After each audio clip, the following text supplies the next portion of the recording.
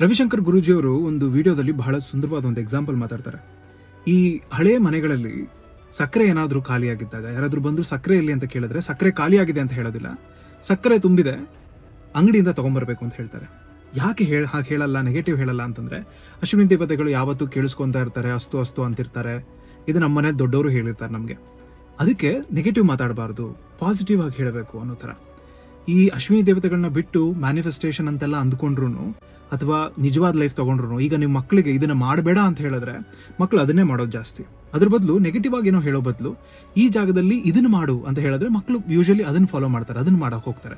ಈಗ ಯಾರೋ ಒಬ್ಬ ಐಸಲ್ಲಿ ಸ್ನೋನಲ್ಲಿ ಸ್ಕೇಟಿಂಗ್ ಮಾಡ್ತಾ ಇದ್ದ ಅಂತ ಅನ್ಕೋಣ, ಅವ್ನಿಗೆ ಮರ ನೋಡಬಾರ್ದು ಅಂತ ಅನ್ಕೊಂಡಿದ್ದ ತಕ್ಷಣ ಮರಗಳಿಗೆ ಹೋಗುದು ಅವನು.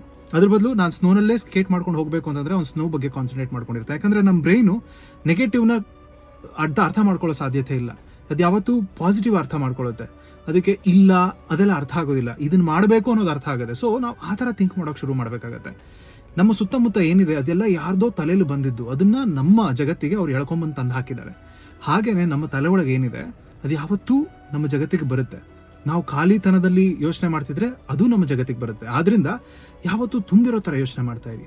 ಸಕ್ಕರೆ ತುಂಬಿದೆ, ಅಂಗಡಿಗೆ ಹೋಗಿ ತರಬೇಕು ಅನ್ನೋದನ್ನ ಹೇಳೋದು ಅಭ್ಯಾಸ ಮಾಡ್ಕೊಳ್ಳಿ. ಪಾಸಿಟಿವ್ ಆಗಿ ಮಾತಾಡಿ. ಪದಗಳಿಗೆ ತುಂಬಾ ಶಕ್ತಿ ಇದೆ, ನೆನ್ಪಿಟ್ಕೊಳ್ಳಿ, ಯೋಚನೆ ಮಾಡಿ.